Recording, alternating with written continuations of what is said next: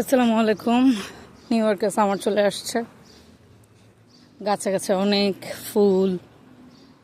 এদেশের সবচেয়ে একটা সুন্দর জিনিস কি দেখলাম, পাতার আগে ফুল ফুটে, এত ফুল ফুটে পুরা গাছ পুরা ভরায় ফেলে, তারপর আস্তে আস্তে পাতা ফুটে। বাংলাদেশে যেখানে আগে পাতা তারপরে ফুল, এখানে সেটা না, এখানে আগে ফুল তারপর পাতা ফুটে,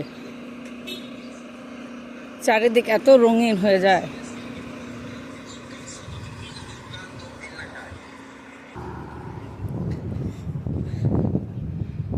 শীত যখন শীত আসে তখন তো এক গাছে একটা পাতাও থাকে না, চারিদিক মনে হয় সবগুলি গাছ মারা গেছে এরকম মনে হয়।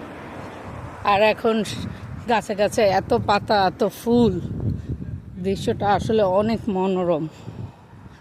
আর এই সময় হাঁটতে তো অনেকই ভালো লাগে। আর হাঁটা মানুষের শরীরের জন্য অনেক ভালো, এটা সবাই জানে, কিন্তু আসলে যারা হাঁটে তারা এই ডিফারেন্সটা বুঝতে পারে। ধরেন আপনার মানসিকভাবে আপনি একটু অসুস্থ, তাহলে আমার কাছে মনে হয় যদি একটু হাঁটেন, প্রথম 2-3 দিন হয়তো ডিফারেন্সটা বুঝতে পারবেন না, অ্যাটলিস্ট 3-4 দিনের মধ্যে আপনি একটা ভালো একটা ডিফারেন্স বুঝতে পারবেন।